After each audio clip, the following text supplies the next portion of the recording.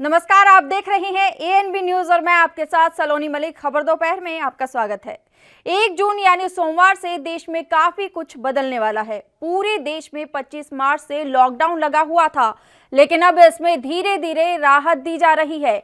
बता दें कि देश में लॉकडाउन का चौथा चरण खत्म होने के साथ ही 1 जून से पटरियों पर 200 नियमित ट्रेनें दौड़ने लगेंगी। हालांकि 30 राजधानी स्पेशल ट्रेनें पहले से ही चल रही हैं, जिसको देखते हुए इंडियन रेलवे ने इसकी पूरी तैयारी कर ली है। जानकारी के मुताबिक कि ये सभी ट्रेनें नॉन एसी रहेंगी। ये उन लोगों के लिए एक बड़ा राहत भरा कदम होगा जो लोग लॉकडाउन की वजह से दूसरे शहर में अपने घरों से दूर फंसे हुए हैं। अब लोग इन ट्रेनों के माध्यम से आसानी से अपने घर पहुंच पाएंगे।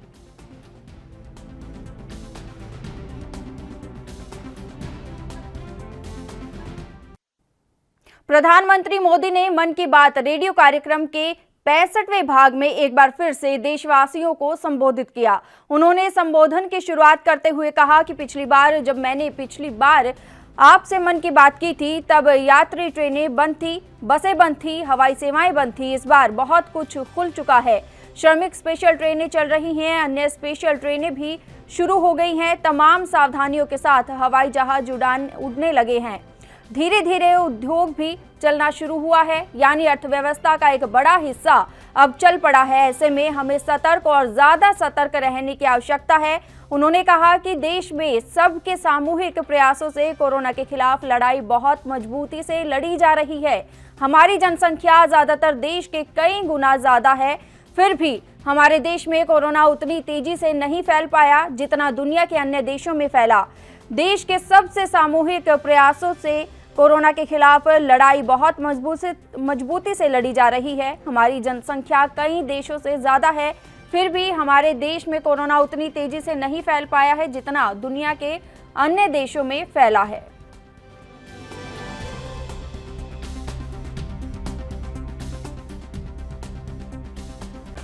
इस बार बहुत कुछ खुल चुका है। श्रमिक स्पेशल ट्रेनें चल रही हैं, अन्य स्पेशल ट्रेनें भी शुरू हो गई हैं। तमाम सावधानियों के साथ हवाई जहाज उड़ने लगे हैं। धीरे धीरे उद्योग भी चलना शुरू हुआ है, यानी अर्थव्यवस्था का एक बड़ा हिस्सा अब चल पड़ा है, खुल गया है। ऐसे में हमें और ज्यादा सतर्क रहने की आवश्यकता है। 2 गज की दूरी का नियम हो, मुंह पर मास्क लगाने की बात हो सके तो वहां तक घर में रहना हो, ये सारी बातों का पालन, उसमें जरा भी ढिलाई नहीं बरतनी चाहिए। देश में सबके सामूहिक प्रयासों से कोरोना के खिलाफ लड़ाई बहुत मजबूती से लड़ी जा रही है। जब हम दुनिया की तरफ देखते हैं तो हमें अनुभव होता है कि वास्तव में भारतवासियों की उपलब्धि कितनी बड़ी है। हमारी जनसंख्या ज्यादातर देशों से कई गुना ज्यादा है। हमारे देश में चुनौतियां भी भिन्न प्रकार की हैं, लेकिन फिर भी हमारे देश में कोरोना उतनी तेजी से नहीं फैल पाया जितना दुनिया के अन्य देशों में फैला।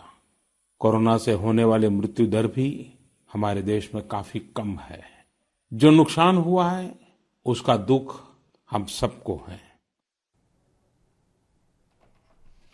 मध्य प्रदेश के सीएम शिवराज सिंह चौहान ने कहा कि प्रधानमंत्री जी कर्मठता और सेवा के जीवंत प्रतीक हैं।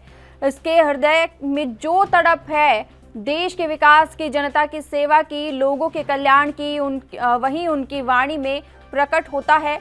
उन्होंने कोरोना के खिलाफ लड़ाई की गंभीरता से परिचित करवाया और आगाह किया कि अभी भी संकट गंभीर है। इसके साथ ही कहा कि आत्मनिर्भर भारत और आत्मनिर्भर भारत के लिए आत्मनिर्भर राज्य, कस्बे और गांव इसके एक नई प्रेरणा पैदा की है। हर किसी के मन में अब अपनी लोकल चीजें खरीदे ये भाव पैदा हो रहा है। अब लोकल अब वोकल बन रहा है।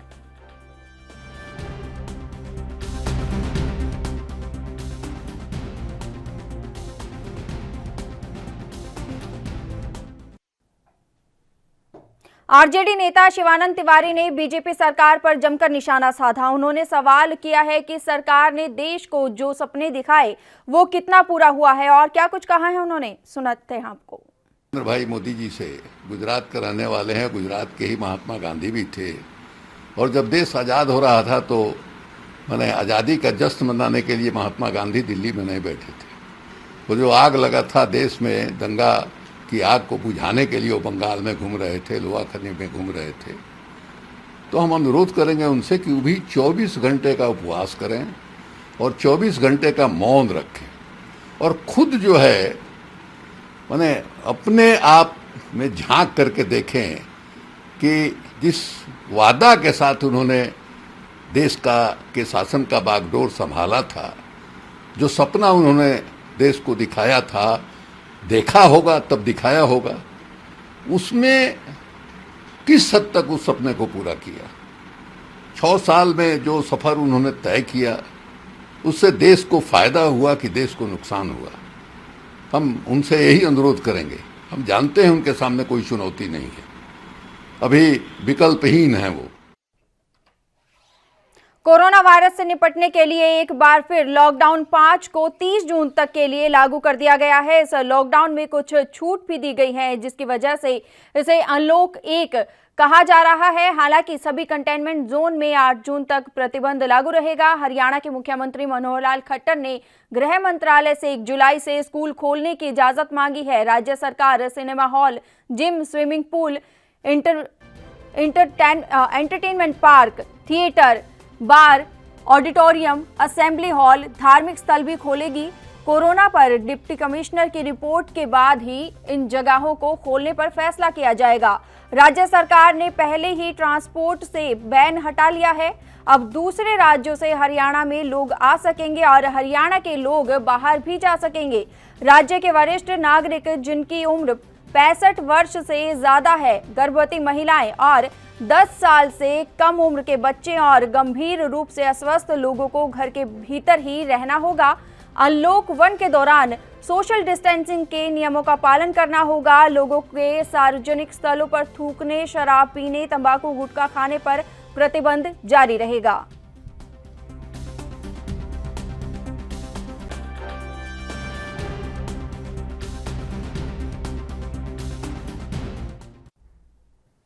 हरियाणा के फरीदाबाद में डिप्टी कमिश्नर यशपाल यादव ने कहा है कि भारत सरकार से लॉकडाउन के बारे में नई हिदायतें मिल गई हैं।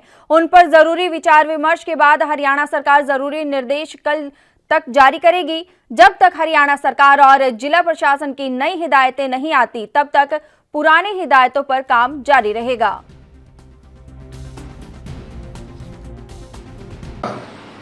लॉकडाउन के बारे में नई हिदायतें मिल गई हैं। उन हिदायतों के ऊपर हरियाणा सरकार विचार विमर्श करने के बाद में जरूरी निर्देश जारी करेगी।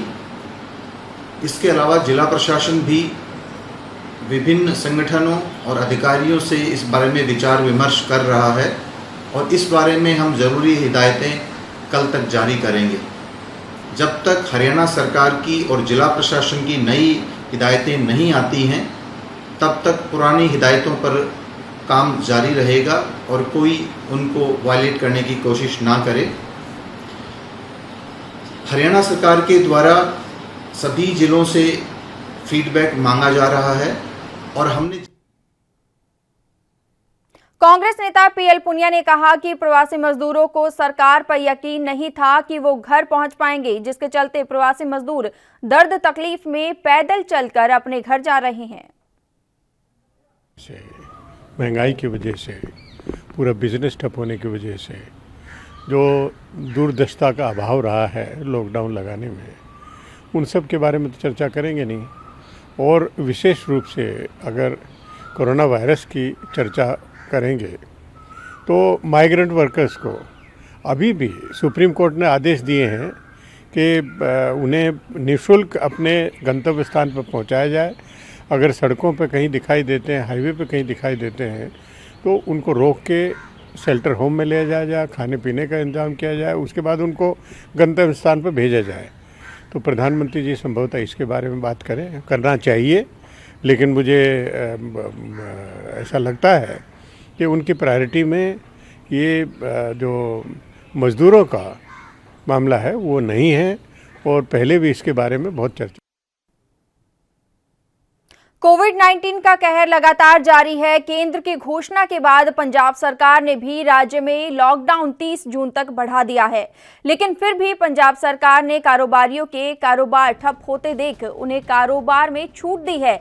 ऐसे में अभी बहुत सारे ऐसे कारोबार हैं जो पूर्ण तौर पर बंद पड़े हैं। ऐसे ही एक कारोबार इमिग्रेशन ऑफिस और आइलेट्स सेंटरों का भी है, जिसकी हालत बद से बदतर हो चुकी है। लाखों करोड़ों की लागत से खोले गए इमिग्रेशन ऑफिस और आइलेट्स इंस्टीट्यूट पिछले 22 मार्च से बिल्कुल बंद पड़े हैं। अगर जिला बरनाला की बात करें तो 100 के करीब लाइसेंस धारक आइलेट्स सेंटर बंद होने के कगार पर हैं, जिसके तकरीबन 2000 परिवार प्रभावित हो रहे हैं। और अगर पंजाब की बात करें तो लाखों की गिनती में लोग इस कारोबार के बंद होने से बेरोजगारी के कगार पर खड़े हैं।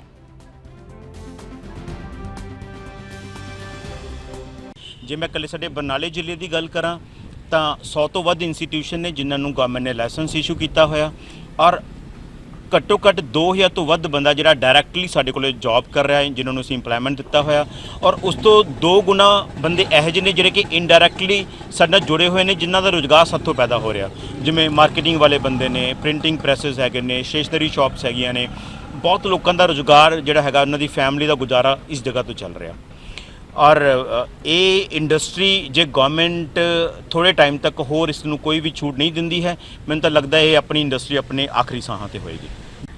ਸਰ ਜਿਹੜੇ ਹਾਲਾਤ ਨੇ ਉਹ ਤਾਂ ਬਹੁਤ ਜ਼ਿਆਦਾ ਮਤਲਬ ਖਰਾਬ ਹੋ ਚੁੱਕੇ ਨੇ। ਵੈਸੇ ਤਾਂ ਸਾਰੀਆਂ ਇੰਡਸਟਰੀਆਂ ਦਾ ਇਹ ਹਾਲ ਆ, ਪਰ ਜਿਹੜਾ ਇਮੀਗ੍ਰੇਸ਼ਨ ਤੇ ਆਈਲੈਟਸ ਦਾ ਜੋ ਮਤਲਬ ਹਾਲਾਤ ਆ ਉਹ ਜ਼ਿਆਦਾ ਹੀ ਖਰਾਬ ਨੇ, ਕਿਉਂਕਿ ਤਕਰੀਬਨ ਹੋਰ ਕਾਫੀ ਨੇ ਜਿਹੜੇ ਅਦਾਰੇ ਉਹ ਐਜ ਏ ਨਿਯਮਾਂ ਤਹਿਤ ਮਤਲਬ ਖੋਲ੍ਹ ਦਿੱਤੇ ਗਏ ਆ, ਪਰ ਜਿਹੜੇ ਆਈਲੈਟਸ ਦੇ ਜਾਂ ਇਮੀਗ੍ਰੇਸ਼ਨ ਦੇ ਦਫ਼ਤਰ ਬਿਲਕੁਲ ਬੰਦ ਪਏ ਨੇ। ਹੁਣ ਜੇ ਲਾਈਏ ਵੀ ਬਰਨਾਲੇ ਦੇ ਵਿੱਚ ਘੱਟੋ ਘੱਟ ਵੀ 2000 EMPLOYE ਆ ਜਿਹੜਾ ਡਾਇਰੈਕਟ ਇਹਨਾਂ ਆਫਿਸ ਦੇ ਨਾਲ ਅਟੈਚ ਆ, ਔਰ ਉਹਨਾਂ ਦੀ ਰੋਜੀ ਰੋਟੀ ਚੱਲਦੀ ਇਹਦੇ ਤੋਂ ਹੀ ਆ। ਹੁਣ ਉਹਨਾਂ ਦਾ ਇੰਨਾ ਕੁ ਬੁਰਾ ਹਾਲ ਆ ਵੀ ਉਹ ਹਰ ਰੋਜ਼ ਪੁੱਛਦੇ ਵੀ ਕਦੋਂ ਖੁੱਲ੍ਹਣੇ ਆ। ਅਸੀਂ ਵੀ ਸਰਕਾਰ ਨੂੰ ਮਤਲਬ ਡੀ ਸਾਹਿਬ ਨੂੰ ਮਿਲੇ ਆ, ਉਹਨਾਂ ਨੂੰ ਮੰਗ ਪੱਤਰ ਦਿੱਤਾ ਗਾ ਤੇ ਸਰਕਾਰ ਨੂੰ ਵੀ ਮੰਗ ਕਰਦੇ ਆ। ਜੇ ਮੈਂ ਬਰਨਾਲੇ ਜ਼ਿਲ੍ਹੇ ਪੂਰੇ ਦੀ ਗੱਲ ਕਰਾਂ ਤਾਂ ਜੀ 5 ਤੋਂ ਲੈ ਕੇ 7000 ਬੱਚਾ ਆਇਲਸ ਕਰਦਾ ਹੈ, ਤੇ ਖਾਸ ਤੌਰ ਤੇ +2 ਦੇ ਐਗਜ਼ਾਮੀਨੇਸ਼ਨ ਪੰਜਾਬ ਬੋਰਡ ਤੇ CBSE ਹੋਣ ਤੋਂ ਬਾਅਦ ਬਹੁਤ ਵੱਡੀ ਗਿਣਤੀ ਦੇ ਵਿੱਚ ਬੱਚਿਆਂ ਨੇ ਆਇਲਸ ਦੀ ਤਿਆਰੀ ਕਰਨੀ ਸੀ, ਤੇ ਆਇਲਸ ਦਾ ਪੇਪਰ ਵੀ ਬੰਦ ਹੈ, ਇੰਸਟੀਟਿਊਟਸ ਵੀ ਬੰਦ ਹੈ ਕੋਵਿਡ-19 ਕਰਕੇ। ਤੇ ਸਰਕਾਰ ਨੂੰ ਸਾਡੀ ਬੇਨਤੀ ਹੈ ਕਿ ਪਰਮਿਸ਼ਨ ਦੇਣ, ਕਿਉਂਕਿ ਇਸ ਕਰਕੇ ਬਹੁਤ ਜ਼ਿਆਦਾ ਬੱਚਿਆਂ ਦਾ ਜਿਹੜਾ ਭਵਿੱਖ ਹੈ ਉਹ ਅਦਰ ਵਿੱਚ ਲਟਕਿਆ ਹੋਇਆ। ਉਹਨਾਂ ਦੇ ਸੁਪਨੇ ਹੈ ਜਿਹੜੇ ਉਹ ਇਸ ਤਰ੍ਹਾਂ ਇਸ ਵੇਲੇ ਪੂਰੀ ਤਰ੍ਹਾਂ ਟੁੱਟ ਚੁੱਕੇ ਨੇ, ਵਿਦੇਸ਼ ਜਾਣ ਦੇ, ਅੱਗੇ ਪੜ੍ਹਾਈ ਕਰਨ ਦੇ। ਤੇ ਇਸ ਕਰਕੇ ਬੇਨਤੀ ਹੈ ਸਰਕਾਰ ਨੂੰ ਕਿ ਉਹ ਜਲਦ ਤੋਂ ਜਲਦ ਸਾਨੂੰ ਕੋਈ ਨਾ ਕੋਈ ਹੱਲ ਕੱਢ ਕੇ ਦੇ। ਬਟ ਸਿੰਸ ਹੁਣ ਲੋਕਡਾਊਨ ਹੋ ਚੁੱਕਿਆ ਵਾ, ਤੁਸੀਂ ਸਾਰੇ ਦੇਖ ਸਕਦੇ ਹੋ ਕਿ ਸਾਰੇ ਇੰਸਟੀਟਿਊਟਸ ਬੰਦ ਪਏ ਨੇ ਆਪਣੇ ਇੱਥੇ। ਹੁਣ ਲੋਕਡਾਊਨ ਦੇ ਦੌਰਾਨ ਦੇਖੋ ਖਰਚੇ ਮਿਨੀਮਮ ਪੈਂਦੇ ਹੀ ਪੈਂਦੇ ਨੇ। ਕੁਛ ਦੇ ਇੰਸਟੀਟਿਊਟਸ ਦੇ ਰੈਂਟ ਕੰਟੀਨਿਊ ਚੱਲ ਰਹੇ ਨੇ, ਕੁਛ ਦੇ ਸਾਡੇ ਜਿੱਦਾਂ ਗਵਰਨਮੈਂਟ ਵੱਲੋਂ ਕੁਛ EMIs ਨੇ, ਕੁਛ ਦੇ ਕਈਆਂ ਦੇ ਲੋਨ ਵੀ ਨੇ, ਉਹ ਵੀ ਚੱਲਦੇ ਨੇ। ਉਹ ਬੜੇ ਹੈਵੀ ਐਕਸਪੈਂਸਿਸ ਨੇ, ਬਟ ਇਨਕਮ ਕਿਤੋਂ ਹੈ ਨਹੀਂ ਕਿਸੇ ਨੂੰ ਵੀ, ਸੋ ਉਹਦੇ ਕਰਕੇ ਲਾਸ ਬਹੁਤ ਜ਼ਿਆਦਾ ਹੋ ਰਿਹਾ ਜੀ, ਇਹਦਾ ਬਹੁਤ ਵੱਡਾ ਲਾਸ ਹੋ ਰਿਹਾ ਸਾਰਿਆਂ ਨੂੰ। हिमाचल में कर्फ्यू 30 जून तक लागू रह सकता है। इसमें 8 घंटे की जगह प्रदेश में 12 घंटे की ढील मिल सकती है।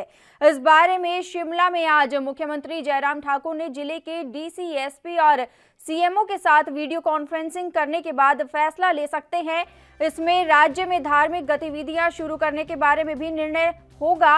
बता दें कि लॉकडाउन 4 आज खत्म हो रहा है, वहीं सोमवार से लॉकडाउन 5 शुरू होगा, जिसके चलते लॉकडाउन को धीरे धीरे 3 चरणों में खोला जाएगा, जिसे अनलॉक कहा जा रहा है। और इसमें 3 चरण में अनलॉक किया जाएगा। इसको लेकर केंद्र सरकार की गाइडलाइन आ गई है। राज्य सरकार इन दिशा निर्देशों का अध्ययन कर रही है और 1 जून को सुबह 7 बजे से शाम 7 बजे के बीच बसें चलनी है। ऐसे में माना जा रहा है कि कर्फ्यू का वक्त भी शाम 7 बजे से सुबह के 7 बजे के बीच ही रहेगा। इसके अलावा कौन कौन सी आर्थिक गतिविधियां शुरू होंगी, इस पर भी फैसला लिया जाएगा।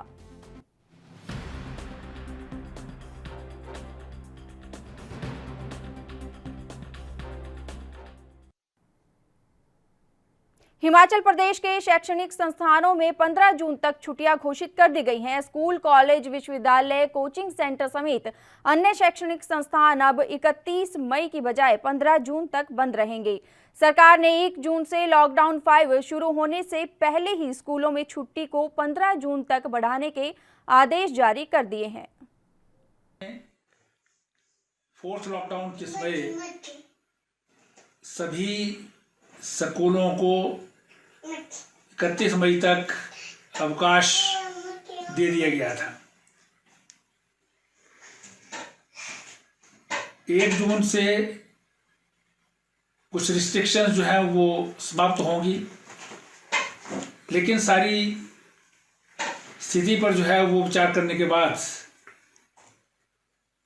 सरकार ने ये तय किया है कि हिमाचल प्रदेश में सभी स्कूल 15 जून तक बंद रहेंगे और सभी को अवकाश जो है वो उस पर रहने के आदेश पारित कर दिए गए हैं। अभी पब्लिक ट्रांसपोर्ट प्रारंभ होने वाला है, लेकिन वो 60% कैपेसिटी पर चलेगा और अभी जो है वो कोरोना वायरस के जो एक्टिव केसेस हैं वो बढ़ रहे हैं। ऐसी स्थिति में स्कूल जाने वाले विद्यार्थियों के लिए यही उचित रहेगा कि वो अपने घर में रहें, सुरक्षित रहें। पश्चिम बंगाल के कोलकाता में मानव अधिकार संगठन के सभापति तापस चक्रवर्ती से एएनबी न्यूज के संवाददाता ने खास बातचीत की। केंद्रीय सरकार के लेकर राज्य सरकार तक अभी लॉकडाउन को लेकर जो दिशा दिखा रहे हैं, चलिए हम बात कर लेते हैं मानवाधिकार संगठन की एक बलिष्ठ लोगों के साथ। ये अब किस तरह से देख रहे हैं? एक्चुअली ये देखने के लिए पहले हम लोग को याद दिला दिया एक बुक, एक किताब 2007 साल में एक किताब आया था बाजार में। इस कनाडा का एक बलिष्ठ लेखक एवं समाजकर्मी शॉक डॉक्ट्रिन बोल के एक किताब निकाला। एक्चुअली उसमें वो दिखाया जे rising of capitalism in disasters capitalism, rising of disasters capitalism. ये डिजास्टर्स में कैपिटलिज्म कैसे बढ़ता है वो दिखा दिया। ये देखिए फर्स्ट वर्ल्ड वॉर में, सेकेंड वर्ल्ड वॉर में, स्पेनिश फ्लू में, अभी कोविड-19 में। कोविड-19 में क्या दिखाया? दिखाया यहाँ का डिजास्टर मोनोपोली कैपिटलिज्म कैसे ग्रोथ हुआ उनका। ये आप देख लीजिए। कोविड-19 एक्चुअली एक वायरस है, खतरनाक वायरस है। नवंबर में, करीब नवंबर में पहले चाइना का वुहान प्रदेश में इसको दिखा दिया, तब से चर्चा शुरू हुआ। लेकिन वर्ल्ड हेल्थ ऑर्गेनाइजेशन का कब पता लगा? जनवरी का फर्स्ट वीक में। क्यों इतना दिन छुपा गया था? राजस्थान के जालोर जिले के जिला कलेक्टर हिमांशु गुप्ता के लगातार सफल प्रयासों के चलते ग्रामीण क्षेत्रों में मनरेगा के माध्यम से काम शुरू होना लोगों के लिए वरदान साबित हो रहा है। जिले के सायला समेत सभी ब्लॉकों में मई महीने में शुरू हुए मनरेगा के तहत हो रहे काम लोगों को रोजगार उपलब्ध करवा रहे हैं। वहीं लगातार नियोजितों की संख्या बढ़ने से मनरेगा में रोजगार देने के मामले में सायला ब्लॉक की स्थिति जिले में पहले पायदान पर पहुंच गई है। ब्लॉक में करीब 18,117 लोग श्रमिकों के रूप में ग्रामीण क्षेत्रों में मनरेगा के तहत नियोजित है। वर्तमान में जिले के सभी ग्राम पंचायतों में मनरेगा के तहत काम चल रहे हैं।